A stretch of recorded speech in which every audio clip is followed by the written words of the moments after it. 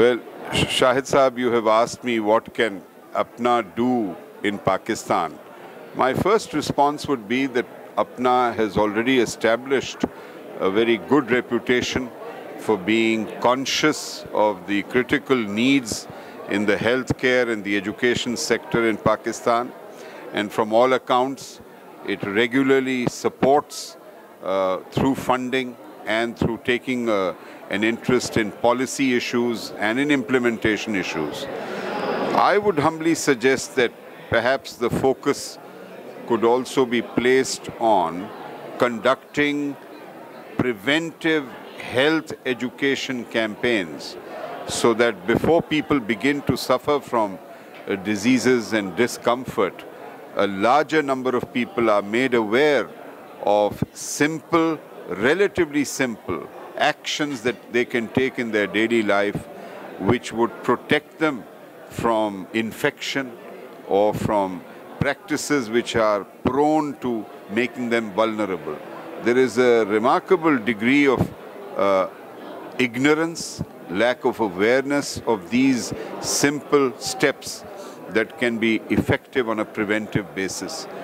And perhaps by selecting parts of one or two districts in each province, one could set up a kind of model study on how focused, intensive health education campaigns conducted, particularly for the benefit of those who do not have convenient access to district-level hospitals, and especially people living in either remote parts of the country or in places which are distant from the district headquarters.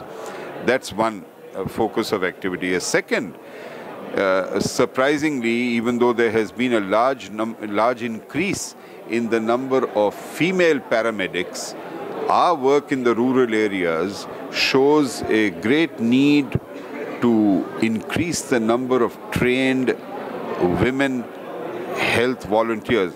They're called LHVs. And ironically, many of them have gone on strike because they demand better pay. Their emoluments have been increased.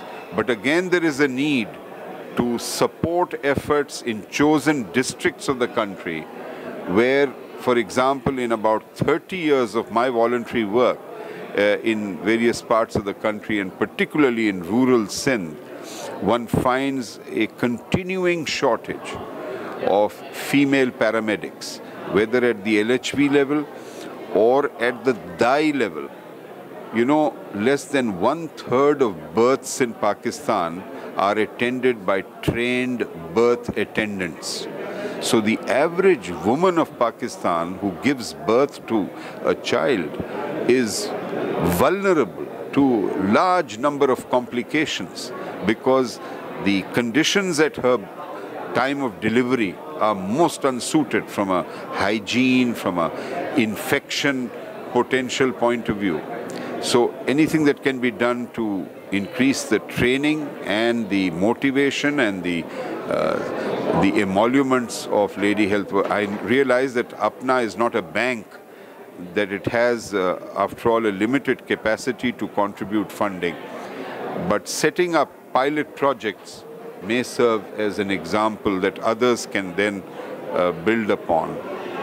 And then thirdly, making sure that with devolution in particular and the new attempt to even give provincial governments the authority to formulate and enforce pharmaceutical usage prescription rules has created a whole host of new issues. The need to standardize drug use, drug in terms of pharmaceuticals, and to avoid discoordination and lack of coherence as a result of devolution, both at the pharmaceutical usage level and in other respects of health policy.